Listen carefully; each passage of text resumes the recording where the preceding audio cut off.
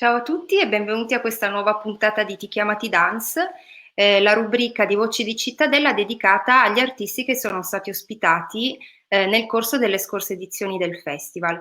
Quest'oggi incontriamo Valentin Alfery e Dušana Baltić, rispettivamente coreografo, direttore artistico e producer della compagnia austriaca Hungry Sharks. Hi! Hey. As you know, a common language, this interview will be in English so that we can understand each other. How are you guys? We're good, basically. Yes. Where are you now? We are in the south of Austria, in Klagenfurt, at home, and yeah, in the middle, or maybe not in the middle, but in the end of this situation. So we are kind of post-lockdown a little bit. Yes. Okay, so how was the lockdown situation in Austria? Are you still into the lockdown, or are you post-lockdown? You're the first artist we are interviewing from Austria, so we're curious to know, what the situation has been like during these months for your both in first and foremost as persons, as individuals. Yes. I mean, we had an interesting beginning of the lockdown, because the lockdown in Austria started in exactly the middle of March, and we were touring in Sweden at that time. Ooh. Yes, so we had like two worlds that were that treated the coronavirus pretty different. Mm-hmm. And we were touring and seeing all the news that were going on over the world, and also the news from Austria. And we suddenly got all the messages from the families, and we saw that the lockdown was about to start. And in Sweden, it was like totally open. I mean, you could see a change, that not so many people were on the streets and in the stores and everything, but we were like, the life didn't change so much in Sweden, and it's been quite different in Sweden compared to other countries. So you've lived a very particular situation. That's definitely, and what you really could feel, and that was actually our daily business, was because we had a tour, we had 6 tour stops planned, and we could only do 3 of them. So basically every day we were deciding from zero, like, are we gonna do this or not, or are they gonna cancel the event or not? So that was really intense and interesting, hot ground. Yeah, it was decisions from hour to hour, I would say. Yeah, very stressful actually. And we managed, like, of course, we overdid the lockdown in Austria. So we were in Sweden when Austria went in lockdown, and we managed to come back to Austria 3 hours before the total lockdown. Like, there was the time where you could go back to Austria when you are in another country, but if we would have come home 3 hours later, although we are not sick, we would have had to stay at home for 14 days and not go out of home. And for the lockdown, this was something that in Austria always was possible. So in Austria, the lockdown, we had basically some rules that we have to obey. That was to stay home, whether you go to help somebody, whether you have to buy shopping, not buy shopping, but buy food and buy the necessary stuff. And, a little bit later, like the time when we arrived at home, there was another reason that you can do sports alone or take a walk, like just not to be stuck at home. Okay. Yeah, so basically, like, they advertised this lockdown, like, you have 4 reasons when you can leave the house, but actually, the real tragedy of all that was in the end that, like, after, you could really feel in Austria that the people were really sticking to that, and you could feel a change, like the empty streets and all the images actually, you know, from all other European cities. But so, like, reading the media and following all the graphics and statistics was like on a daily basis. And after, I would say, like a month or two, I'm not sure about that, you could read in the news that actually it was never really forbidden to visit friends or family, but they actually made it look like you're breaking a law. Right. So that was so tough to accept, actually, because, like, the how they present everything to the people was so strict, and so really, like, you could feel wow, yeah. I'm cut off my friends, I'm cut off my family, and of course I'm not gonna endanger them.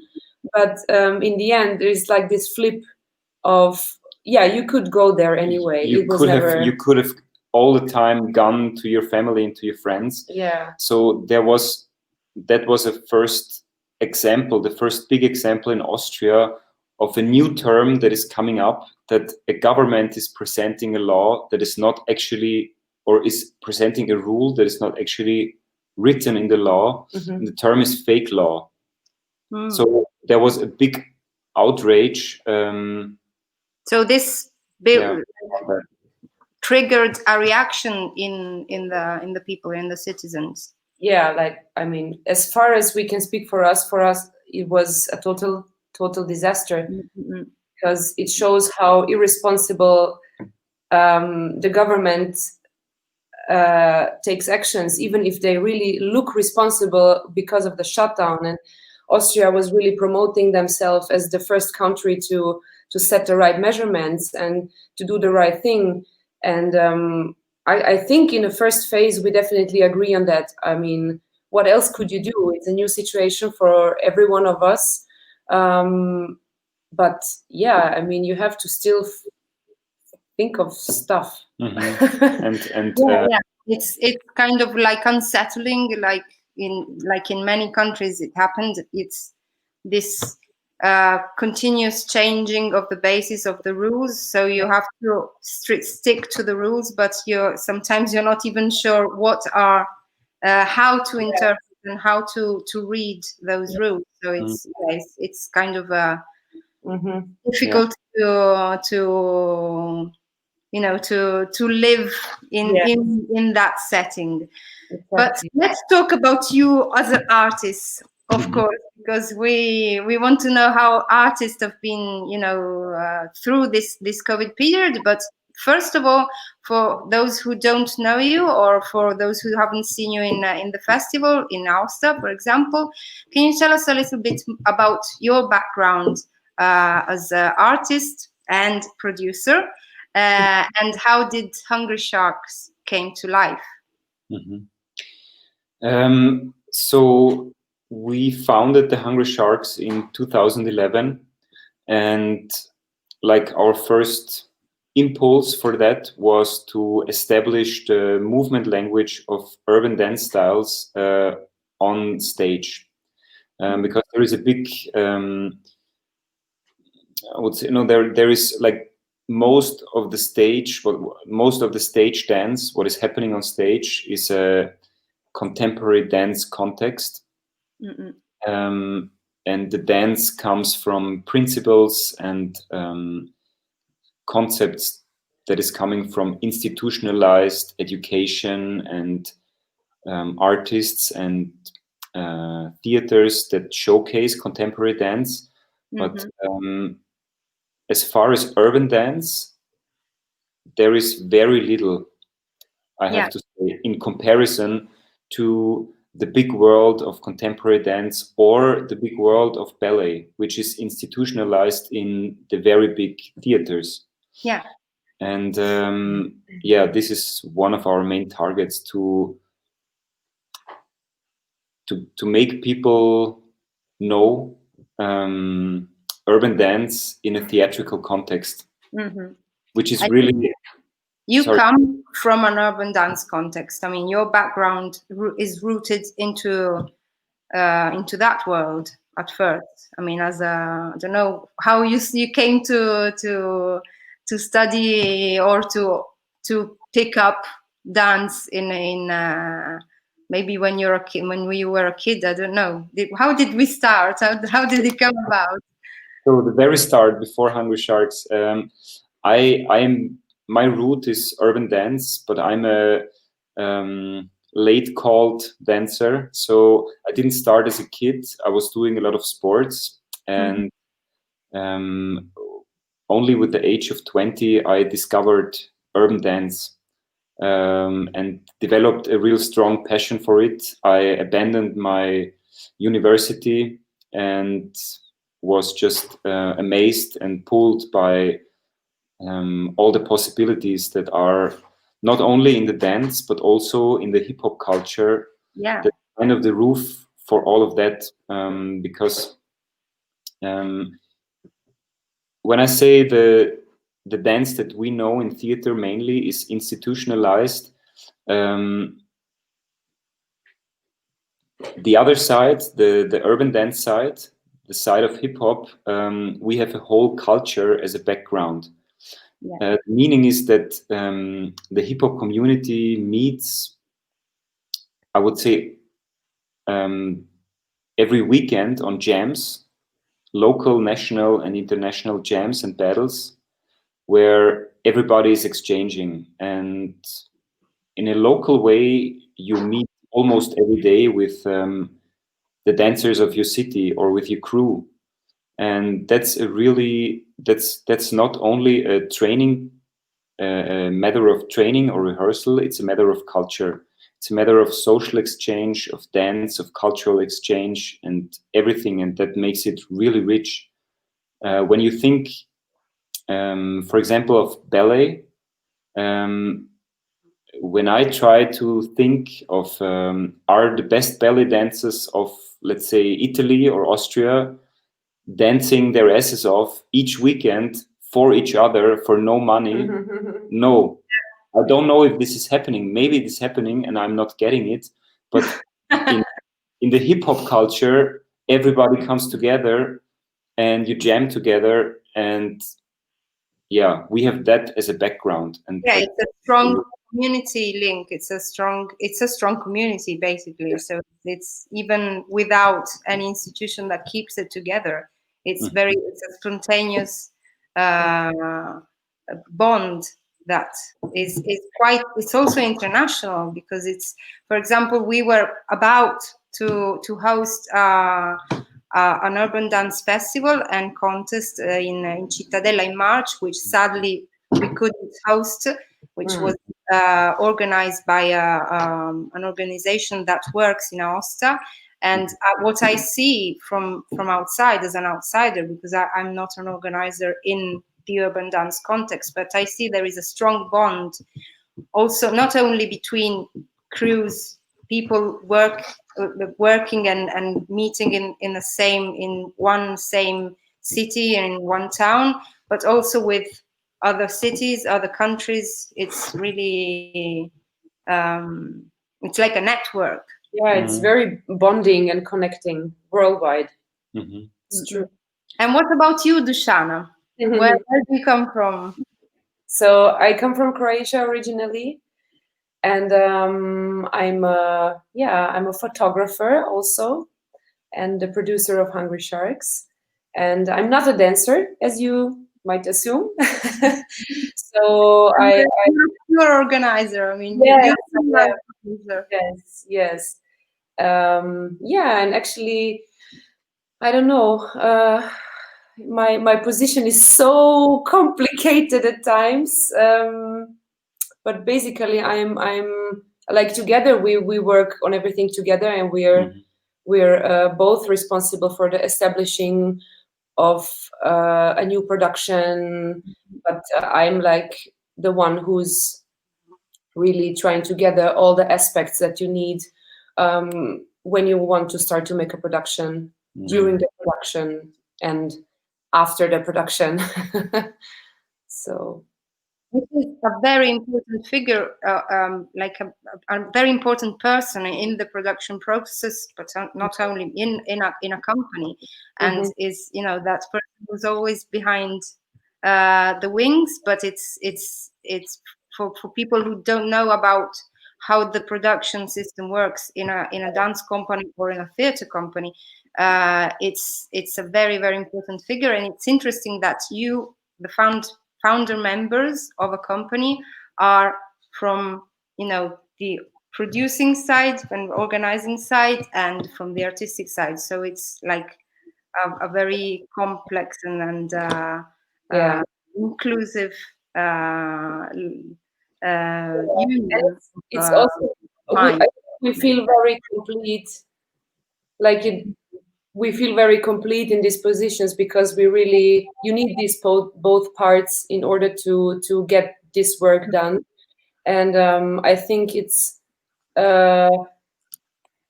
has many advantages if you can work like that on a really long-term basis. We're always working in this combination. So we know each other really well.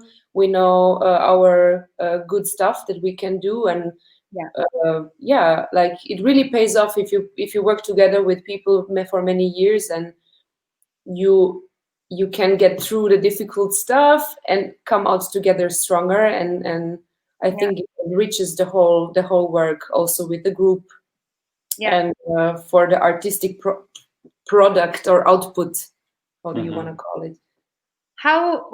You told us a little bit about how the COVID experience was in Austria. How did you end that? About the fact that you're an international company, you tour extensively, not only nationally but also internationally. Yes. How has this lockdown, like global lockdown, has impacted your organization, like practically in terms of cancelled shows or productions? So I would say like the year started really good for us, and we had many plans. And I would say like since everything from the middle of March on was cancelled, or transported into the next year, which is still something that is cancelled. So it causes many problems. Beside from the financial part, you're suddenly there, and you put a lot of planning beforehand in all these activities. So suddenly all this work is lost, or it seems very lost. So this is frustrating. Like you need to deal with this frustration of the lost work you did so well in order to make something happen for you, and then everything is blown away. And but I think, like, personally, I think we took this very well, because I also must say, when you are in this whole circle of producing and touring, I would say like you get very, very, very tired at some point, also exhausted. So the more you continue to feed this circle, and somehow this is also imposed on the artist in a way. It's very difficult to escape that. And I know that for example, we talked a lot of times that we would like to break this circle for once, for us, and just for 1 year, maybe not to do a production, just to see how it feels, and to go maybe back to some times where we were not that exhausted. So in a way, I would say that this lockdown thing, that we really took serious. We took it really serious. We really used for a good stillness, for a real calming down, and to focus back to whatever is necessary to feel not normal again, or this is something that also has been brought up by many artists who are in the production and distribution circuit. Because it's true, it's a very fast lane, that of production, and then venues and dates and touring sometimes very erratically between cities and city and city, between town and town. So it can get it can become a routine that you cannot escape, and sometimes it also cuts out a further reflection about what you really would like to do artistically. And it sometimes it feels like you cannot do differently. So this is a question, an issue that has been brought out more than once during these interviews. And what has been the position of the government towards culture, toward the cultural operators, in terms of welfare, in terms of support of the artists who weren't working during this period? So, of course, there was a dynamic process of what was happening to how to take care about all the art world. At first, there was a pretty quick but small solution that artists could apply to get a basic freelancers in general. It's not just for artists. So to get like a basic money to survive the weeks, I would say. And then with the lowerment of the restrictions, the whole art world and especially the stage world got really neglected. So we had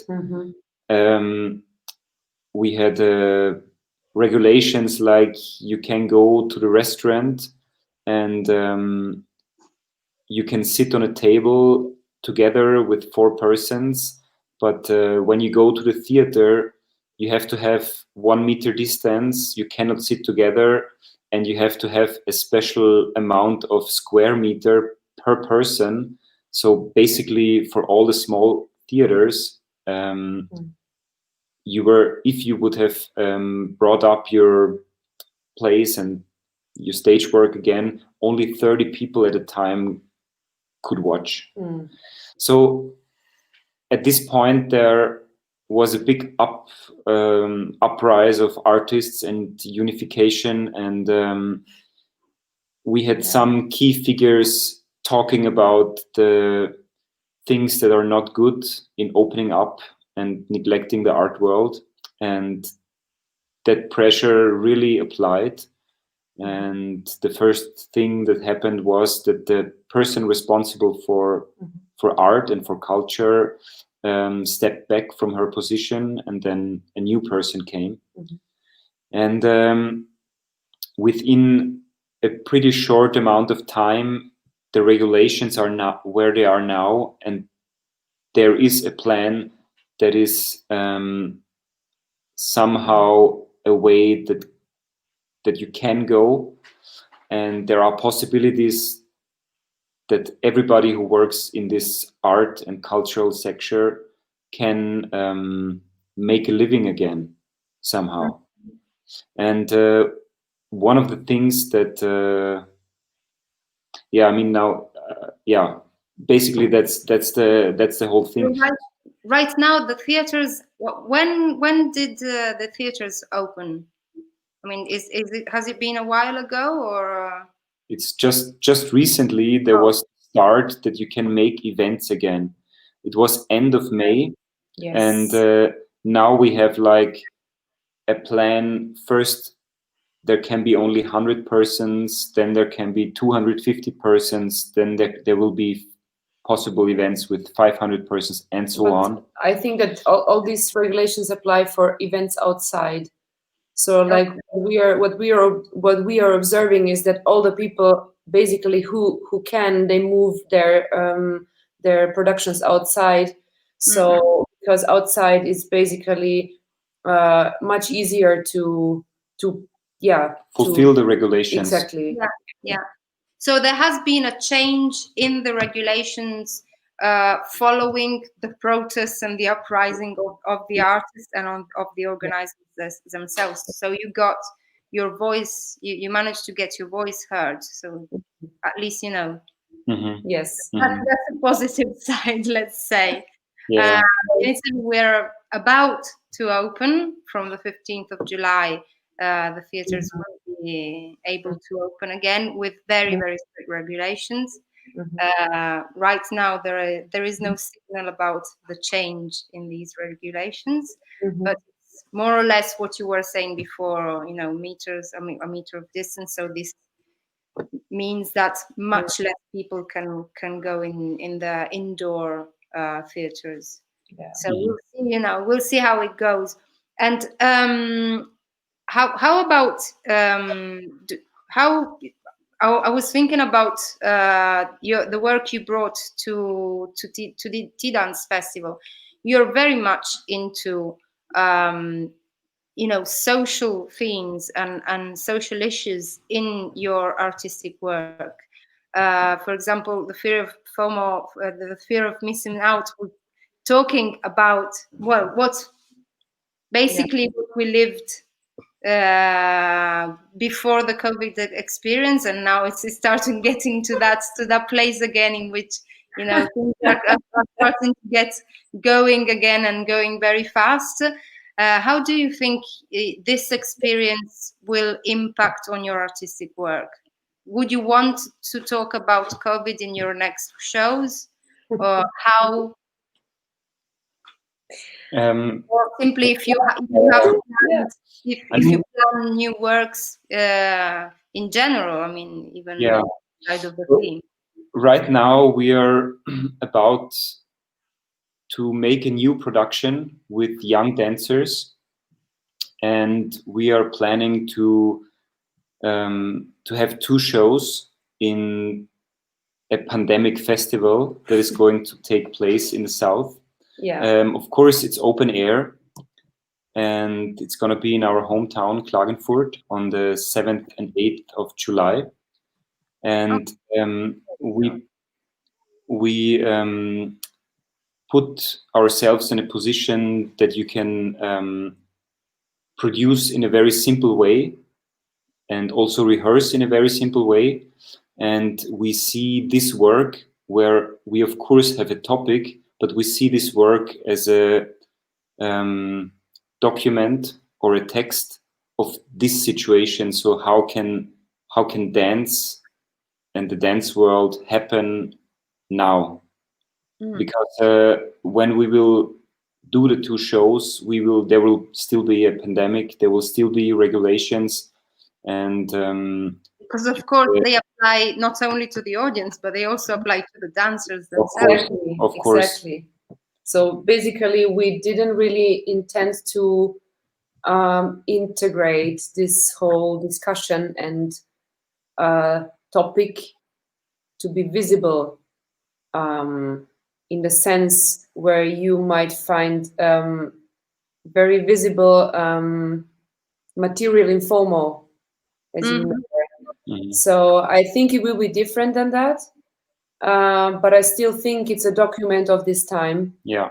And yes, actually, we are very excited because we're just starting, and it came up so surprisingly fast, and we could have, like, we talked it through, and then we just say, okay, let's do it. I mean, it's an experiment. It's exciting times, and we want to try. Yeah.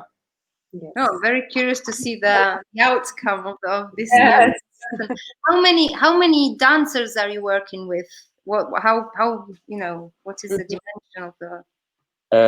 For this production, it will be 4 dancers, and they're young dancers, mainly from the area around here. And, we have like a project that is not called Hungry Sharks, but it's called Young Sharks, because there is no education or anything to get to know or to get introduced to theater work and dancing on stage. We are trying to bring up a platform where young dancers who are skill-wise ready to be on stage can get their first experience and their first operation with It's a sort of coaching into the performance world, into the stage world. You still since I mean your works are into the theater code, let's say, but still you still have a strong link with the urban scene, let's say. How did this, if you can say something about it, do you think this the coronavirus has impacted on the informal hip hop culture? So we were talking about, crews meeting and sharing their skills in dance, but not only dance, in music, and it's a whole culture that is based on the meeting of people. So how does this this situation has impacted on the culture? That's a really interesting question, and I would say that the base of the hip hop community worldwide is not so much affected. Of course, all over the globe there are lockdowns, and for this time we could see everybody burning. Like, you cannot be with your crew, you cannot dance. So we saw a lot of broken TVs because people are doing head spins in their living room. So of course everybody was doing what they were doing normally in their homes, and there was a lot of interesting video content because everybody was also posting and sharing. But I have to say, for us in Klagenfurt, those things were the first things that we could really do, because the moment that the regulations dropped a little bit, for example, I was meeting with two friends and we had just the concrete, just the street, and there was not too much happening. And we kept the distance of 2 meters. We put down the music and we were able to dance for, I think, 3.5 hours straight. And because all the hip hop culture doesn't have so much that you need to have to make it happen, those are the first things that could happen for us again. So it's also a very resilient community. So it will find its way around all the regulations and the situation, because it is an informal but real community of people. So, and it comes from the street, basically. So, and the streets were empty. That's why the question arose from that fact. We've seen the streets were empty, and also they were empty of people dancing and and sharing tricks. And I mean, it's actually nice how everyone's getting really creative about possibilities. I think you can observe that definitely, because it's a need to get creative, and also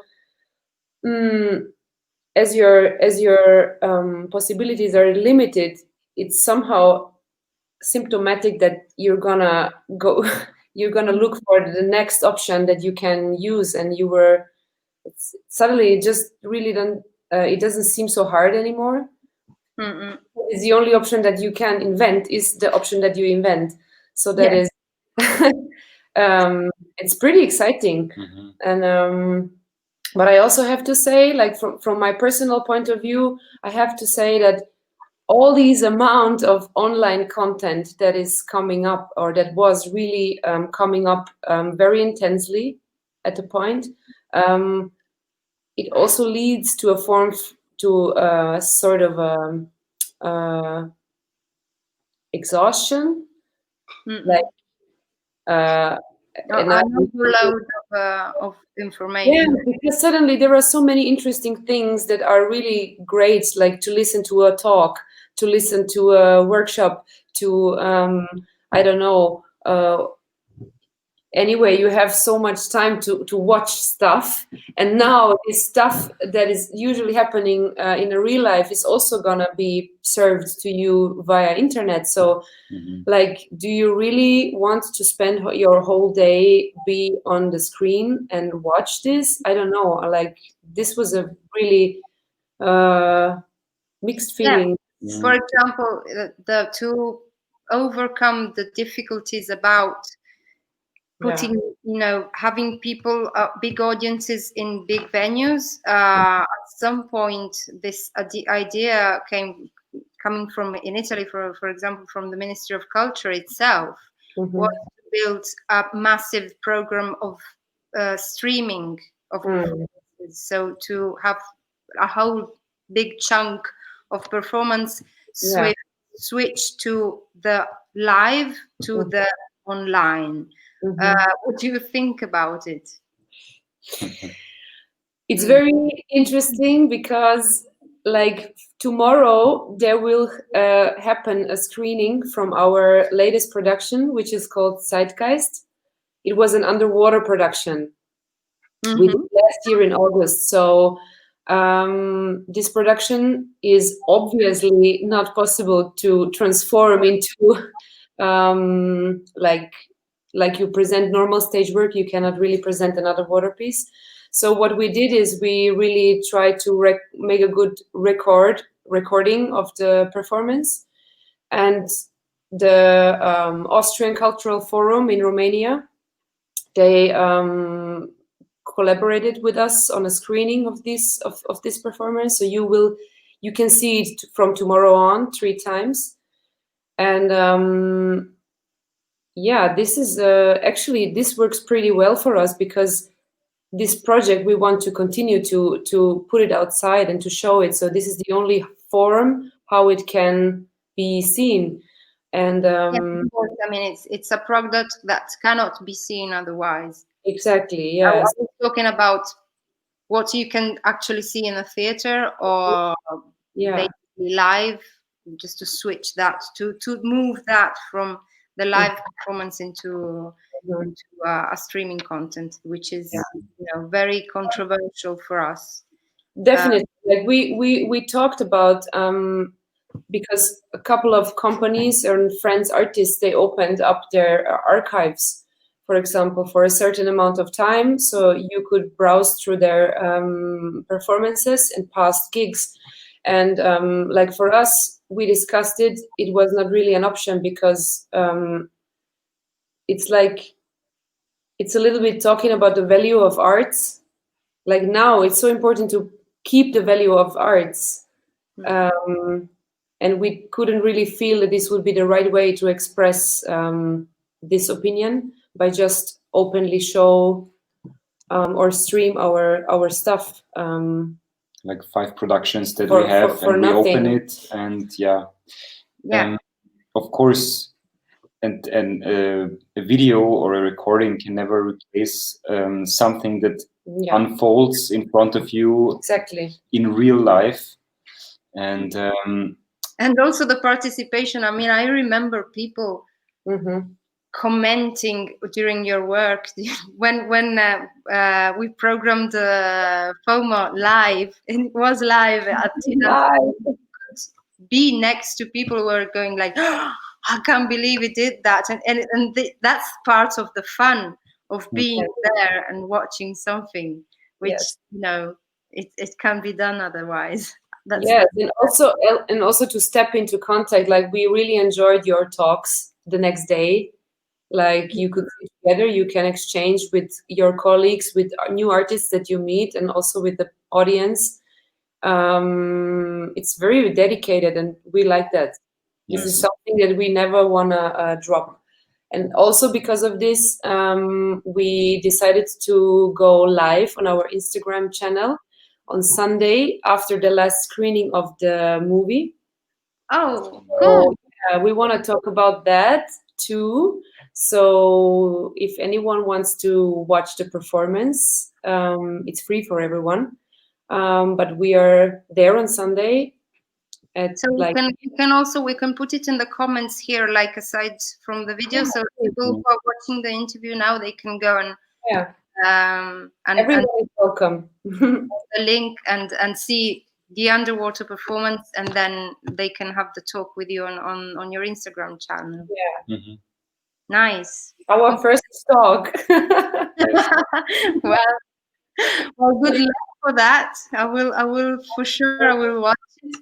Thank you guys for this very, very rich and interesting conversation, and also for your views and your experience, which, you know, we can virtually travel to Austria even if we're not going right there. We're going to the closing of our interview. I wanted to ask one last question that we started asking at the very beginning of this series of interviews. So it was in full lockdown period. Now we're starting to get mixed answers and very different answers. But I will ask you all the same about. There are many things that we didn't manage. We couldn't do that. We had to stop doing during the lockdown period, or things that weren't there anymore. Now that we're reopening, so we are in a different phase. What did you didn't miss? I mean, what is the thing that you really, that's now it's coming back, that you wouldn't want to come back? Mm-hmm. I would say because we are working in different cities, in different countries, and that brings availability.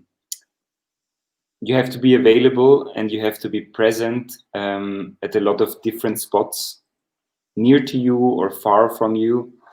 And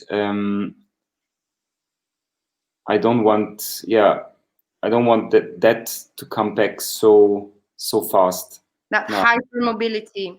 Yeah, the hypermobility. And on the other hand, because we're also passionate travelers, we are longing that the borders will be open, of course, and that we can make maybe our first car ride to Italy. Yeah. Come to Aosta then. Yay! Meet Aosta. You have a strong bond with Italy. I mean, you've been awarded prizes for your work in Italy, and Dušana, you've spent some time here, and when you were a student, so I'm sure you know it's somewhere you would want to come back, and we would love to host you again in Aosta. Thank you. Thank you so much, guys. So good luck for your first talk on your channels. We will put it in the comments so the people who want to go and see it can, click on the link. And we hope to see you very, very soon. Good luck for everything. Thank you. Thank you for everything. Thanks. See you soon. Bye. See you soon. Bye. Bye.